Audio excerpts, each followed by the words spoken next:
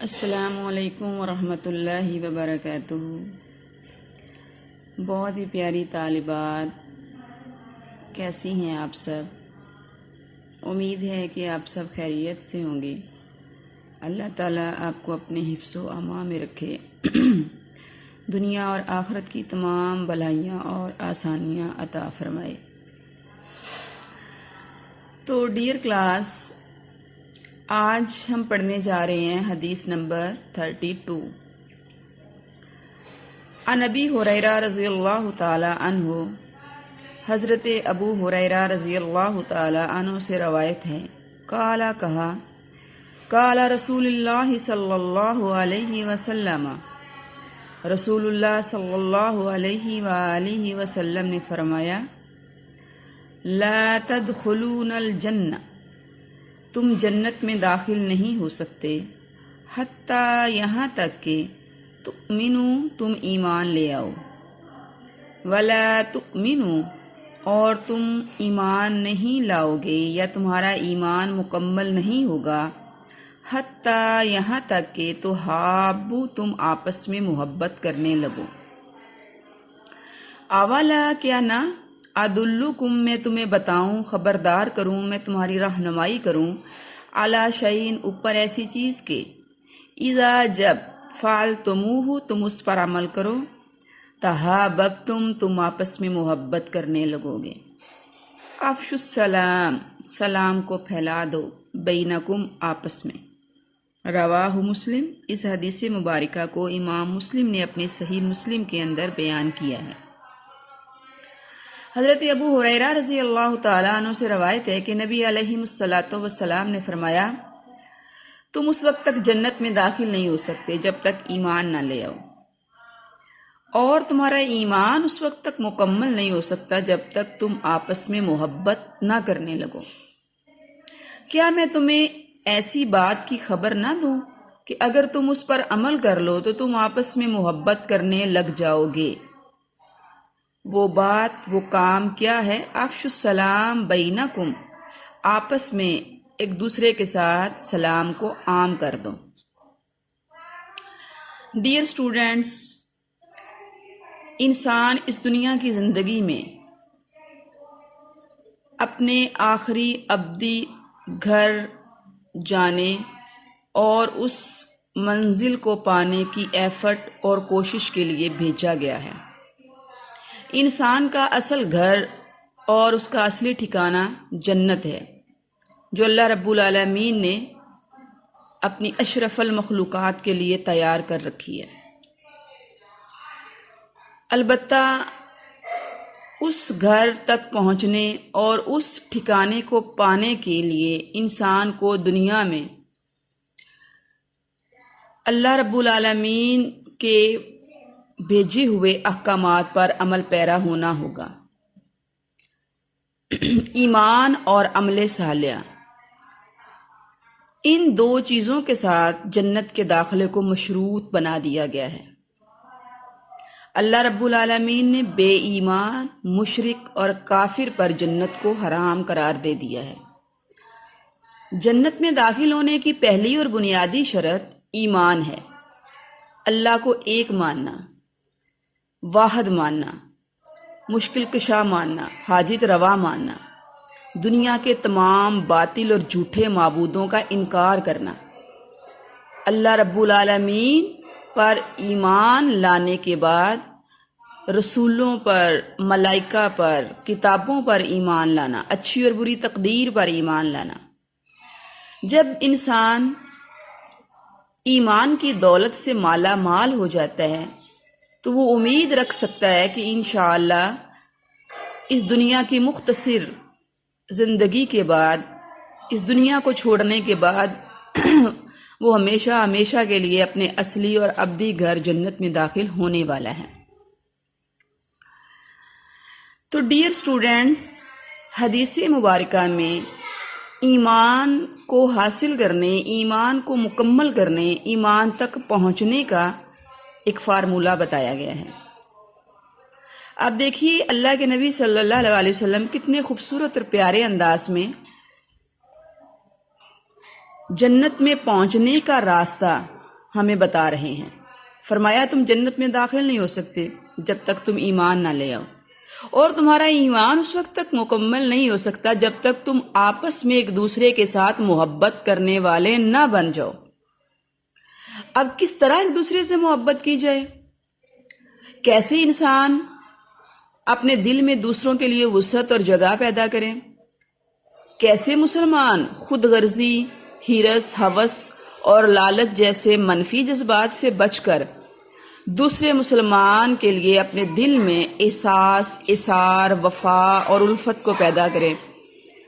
دیکھیے اللہ کے نبی صلی اللہ علیہ وسلم انسانی کمزوری کو مد نظر رکھتے ہوئے اپنی امتیوں کو یہ فارمولہ بتا رہے ہیں کہ تم ایک کام کرنے لگ جاؤ، ایک عمل کرنے لگ جاؤ تو اللہ رب العالمین تمہارے دل میں دوسرے مومنوں کے لیے، مسلمانوں کے لیے محبت کا جذبہ پیدا فرما دیں گے، کیونکہ تمام انسانوں کے دل اللہ کی مٹھی میں ہیں، وہ جدھر چاہے پھیر دے۔ اسی لیے اللہ کے نبی صلی اللہ علیہ وسلم یہ دعا کیا کرتے تھے، یا مقلب القلوب ثبت قلوبنا علی دینک، یا مصرف القلوب صرف قلوبنا علی طاعتک۔ اے دلوں کو پھیرنے والے، ہمارے دلوں کو اپنی اطاعت اور فرما برداری کی طرف پھیر دے۔ اے دلوں کو ثابت قدم رکھنے والے، ہمارے دلوں کو اپنے دین پر ثابت قدم رکھ دے۔ انسان سے اس ایک عمل کی ڈیمانڈ کی گئی ہے، ایک کام کرنے کی طرف اس کی توجہ دلائی گئی ہے، جس کے بدلے میں اس کے دل میں دیگر انسانوں کے لیے محبت کے جذبات پیدا ہوں گے۔ یہ محبت اس کے ایمان کو مکمل کر دے گی اور ایمان کی تکمیل بالآخر اس کو جنت الفردوس کا مالک و وارث بنا دے گی۔ اس فارمولے کو ذہن میں رکھیے اور حدیث مبارکہ پر عمل پیرا ہوتے ہوئے ہر جاننے والے اور نہ جاننے والے کو سلام کہہ کر اپنے ایمان کو مکمل کیجیے۔ آپ صلی اللہ علیہ وسلم کی پچھلی حدیث مبارکہ میں بھی ہم نے مسلمان کے مسلمان پر حقوق کے حوالہ سے ایک یہی حق پڑھا تھا کہ جب بھی مسلمان سے ملاقات ہو تو اس کو سلام کہے۔ مسلمانوں کی باہمی محبت اور باہمی ایمان کا یہ بنیادی تقاضا ہے کہ ایک مسلمان کے ہاتھ سے اور اس کی زبان سے دوسرے مسلمان محفوظ ہوں۔ پھر ایک اور جگہ پر اللہ کے نبی علیہ الصلاۃ والسلام فرماتے ہیں، تم میں سے کوئی شخص اس وقت تک مومن نہیں ہو سکتا جب تک وہ اپنے بھائی کے لیے بھی وہی چیز پسند نہ کرے جو کہ وہ اپنے لیے پسند کرتا ہے۔ پھر کل ہم نے یہ حدیث مبارکہ بھی دیکھی کہ اللہ کے نبی صلی اللہ علیہ وسلم نے مومنین کو ایک جسم کی مانند قرار دیا ہے۔ ایک مومن، ایک مسلمان کی تکلیف کو پوری اسلامی برادری اور پوری اسلامی کمیونٹی محسوس کرتی ہے۔ لہٰذا اسلام کی تکمیل کے لیے، ایمان کی تکمیل کے لیے مسلمانوں کا باہمی محبت کرنا، ایک دوسرے کے لیے اپنے دل میں خلوص اور محبت کو رکھنا، یہ کمپلسری ہے، ضروری ہے۔ دل میں بغض اور نفرت انسان کو ایمان سے محروم کر دیتی ہے۔ انسان کا ایمان اس وقت تک مکمل ہو ہی نہیں سکتا جب تک وہ اپنے مسلمان بہن بھائیوں کے لیے اپنے دل کو صاف اور شفاف نہیں کر لیتا۔ نبی علیہ الصلوۃ والسلام ایک دن مسجد نبوی میں تشریف فرما تھے تو آپ صلی اللہ علیہ وسلم نے ایک شخص کی طرف اشارہ کرتے ہوئے فرمایا، ایک صحابی کی طرف آپ نے اشارہ کرتے ہوئے فرمایا، اگر کسی نے دنیا میں جنتی کو دیکھنا ہے تو وہ اس کو دیکھ لے، یہ دنیا میں چلتا پھرتا جنتی ہے، اللہ نے اس پر جنت کو واجب کر دیا ہے۔ تو صحابہ اکرام کی تو یہی خواہش اور کوشش ہوتی تھی، ہم کوئی ایسا کام کر جائیں، کوئی ایسا عمل کر لیں، اللہ کے نبی صلی اللہ علیہ وسلم کی ایسی اتباع، ایسی پیروی کریں کہ زبان نبوت سے ہمارے لیے بھی جنتی ہونے کی خوشخبری سنا دی جائے۔ اس خوش نصیب آدمی اور صحابی کے لیے اللہ کے نبی صلی اللہ علیہ وسلم جب یہ بشارت دے رہے تھے تو محفل اور مجلس میں بیٹھے ہوئے ایک آدمی، ایک اور صحابی کے دل میں خیال آیا کہ مجھے پتہ کرنا چاہیے، مجھے کھوج لگانی چاہیے کہ آخر ایسا کون سا عمل ہے جس کے کرنے کی وجہ سے اللہ کے نبی صلی اللہ علیہ وسلم اس کو جنتی ہونے کی خوشخبری دے رہے ہیں۔ تو وہ اس عمل، اس نیک کام کی کھوج لگانے کے لیے اس صحابی کا پیچھا کرتا ہے، گھر تک اس کے پیچھے جاتا ہے۔ جب وہ اپنے گھر میں داخل ہونے لگتا ہے تو اس سے یہ ریکویسٹ کرتا ہے کہ میں آپ کے ہاں قیام کرنا چاہتا ہوں، آپ کے ہاں چند دن ٹھہرنا چاہتا ہوں، آپ برائے مہربانی مجھے اپنا مہمان رکھ لیں۔ وہ صحابی خوش دلی کے ساتھ اس آدمی کو، اللہ کے نبی کے اس صحابی کو اپنے گھر میں ویلکم کہتے ہیں، خوش آمدید کہتے ہیں، مہمان نوازی کرتے ہیں، اپنے گھر میں اس کو قیام کرواتے ہیں۔ اب پیچھا کرنے والا یہ صحابی دیکھتا ہے کہ اللہ کے نبی صلی اللہ علیہ وسلم نے اس صحابی کو جو جنت کی خوشخبری اور بشارت دی ہے وہ ایسے کس عمل کی وجہ سے دی ہے جس کا ہمیں پتہ نہیں، جو ہم کرنے سے محروم ہیں۔ اور اللہ کے نبی صلی اللہ علیہ وسلم کو اس ساتھی کے، اس صحابی کے اس عمل کا پتہ ہے۔ وہ کیا کرتا ہے کہ اس کی روٹین چیک کرتا ہے، دیکھتا ہے وہ کون سے نیک اعمال سر انجام دیتا ہے، کیسے وہ نوافل میں مصروف اور مشغول رہتا ہے، یا کون سی نیکی وہ ہم سے چھپا کر کرتا ہے۔ 3 دن اس کے ساتھ رہنے، اس کے ہاں قیام کرنے کے بعد وہ اس نتیجہ پر پہنچتا ہے کہ وہ دیگر صحابہ کے مقابلہ میں کوئی بھی نیک عمل چھپ کر نہیں کر رہا، زیادہ نہیں کر رہا۔ وہ ہماری طرح ہی فرض نمازیں پڑھتا ہے، تہجد کا اہتمام کرتا ہے، تلاوت کرتا ہے، یا ذکر اذکار کرتا ہے، وہ سارے اعمال سر انجام دے رہا ہے جو کہ ہم دے رہے ہیں۔ لیکن اللہ کے نبی صلی اللہ علیہ وسلم نے باقی صحابہ کو چھوڑ کر صرف اس کے لیے ہی جنت کی بشارت کیوں دی ہے؟ یہ سوال ابھی اسے بے چین کیے ہوئے ہے۔ اس سوال کا جواب وہ اس کے ہاں 3 دن قیام کرنے کے باوجود نہیں پا سکا۔ تو بالآخر وہ اپنے اس ساتھی سے سوال کرتا ہے، اپنے میزبان سے پوچھتا ہے کہ میرا آپ کے ہاں قیام کرنے کا یہ مقصد تھا، میں آپ کے نیک اعمال جن کی بنا پر اللہ کے نبی علیہ الصلوۃ والسلام نے آپ کو جنتی ہونے کی خوشخبری دی ہے ان کی کھوج لگانا چاہتا تھا، لیکن آپ میرے سامنے کوئی ایسا عمل نہیں کر پائے جو کہ دیگر صحابہ اکرام یا ہمارے اعمال سے زیادہ ہو۔ شاید آپ نے پھر یہاں میرے ہوتے ہوئے بھی آپ نے اپنے اس نیک عمل کو چھپ کر کیا ہے، تو برائے مہربانی آپ اپنی اس نیکی کو ڈسکلوز کر دیجئے تاکہ ہم بھی اس پر عمل پیرا ہو کر، ہم بھی اس کام کو سارا انجام دے کر زبان نبوت سے اپنے جنتی ہونے کی بشارت کو پا سکیں۔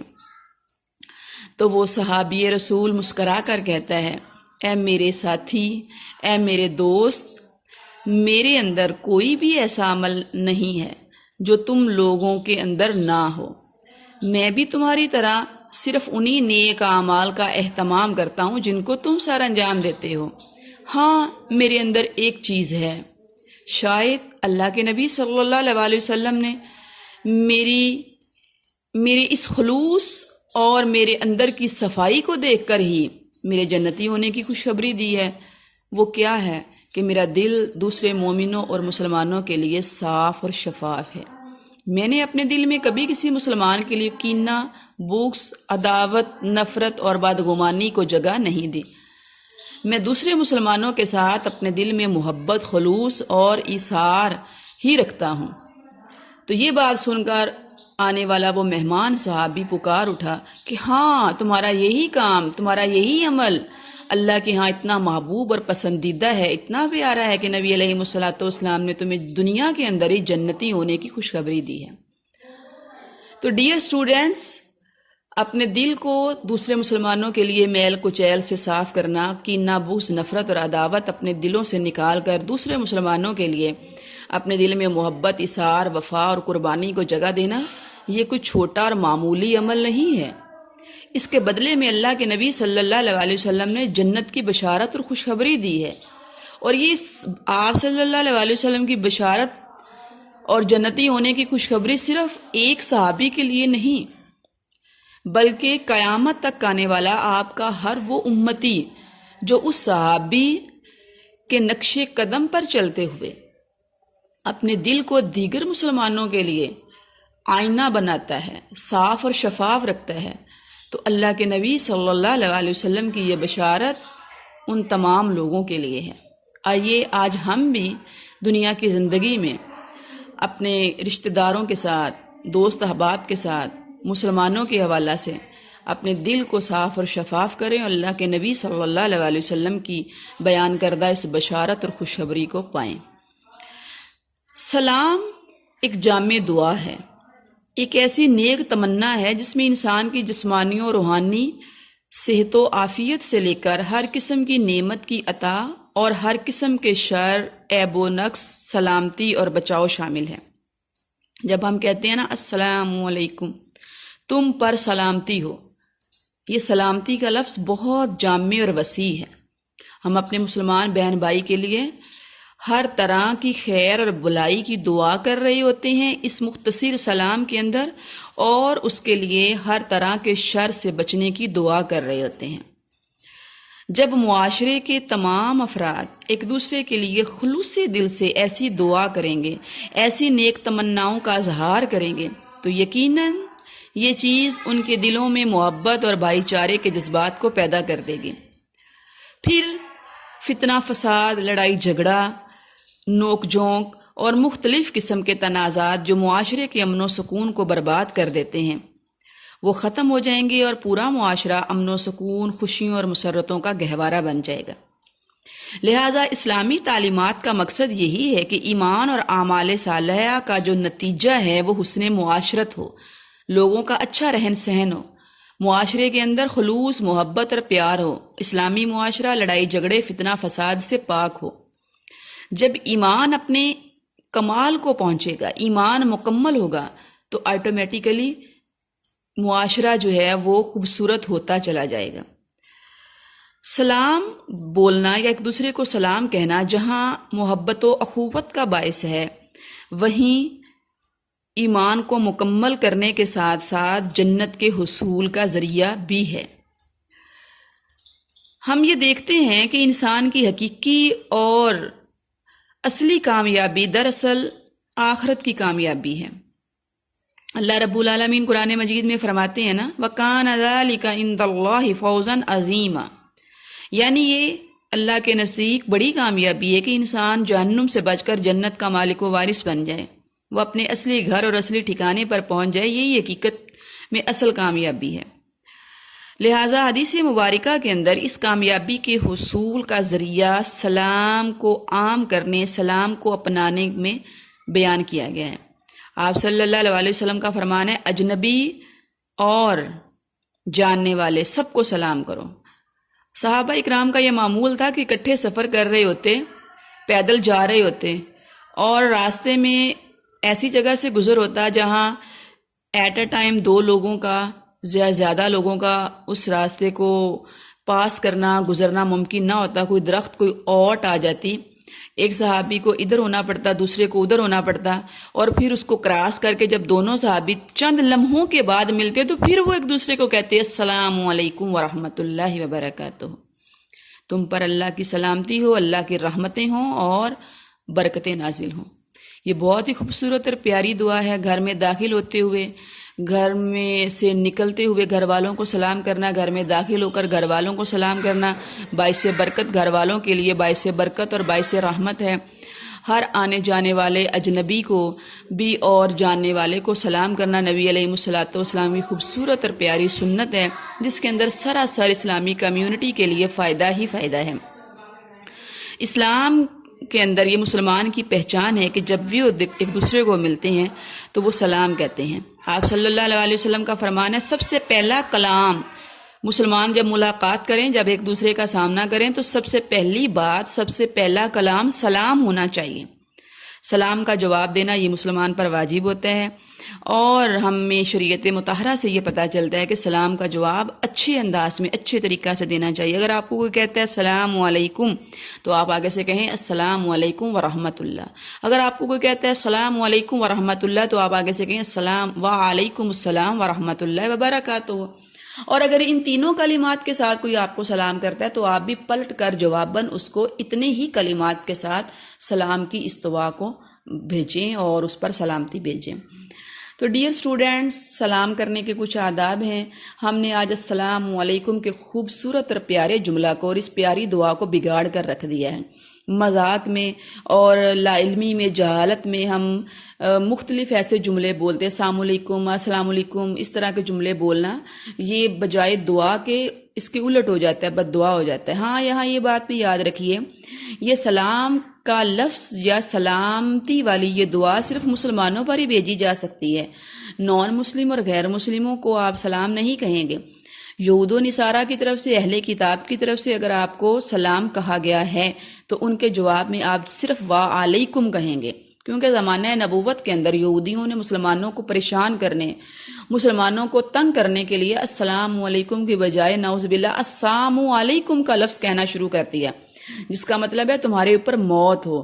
تو ان کی اس چال، ان کی اس چلاکی کو انہی پر پلٹنے کے لیے ہمیں شریعت مطہرہ میں یہ درس دیا گیا کہ آپ جواباً ان کو کہو وعلیکم، یعنی جو تم بد دعا دے رہے ہو اس کا اثر تمہارے اوپر ہی پلٹ کر جائے۔ لہٰذا اہل کتاب کو سلام میں پہل نہیں کی جائے گی۔ اگر وہ سلام کریں گے، السلام علیکم صحیح ادا کریں گے تو ان کو پلٹ کر یہ جواب دیا جائے گا، اور اگر وہ السلام علیکم جیسے الفاظ استعمال کریں گے تو وعلیکم کہہ کر ان کی بد دعا کو انہی پر پلٹ دیا جائے گا۔ تو آج کی ہماری اس حدیث مبارکہ میں افشوا السلام، اس کو آپ نے لینا ہے، نبی علیہ الصلوۃ والسلام کی اس نصیحت پر عمل کرتے ہوئے اپنے دلوں کے اندر افشوا السلام کے ساتھ مسلمانوں کے لیے محبت کو پیدا کرنا ہے، اور اس محبت کو پیدا کرنے کے بعد اپنے ایمان کی تکمیل کرنا ہے۔ اللہ رب العالمین ہمیں صحیح معنوں میں اسلامی تعلیمات کو سمجھنے اور ان پر عمل پیرا ہونے کی توفیق عطا فرمائے۔ وما توفیقی الا باللہ، علیہ توکلت و الیہ انیب۔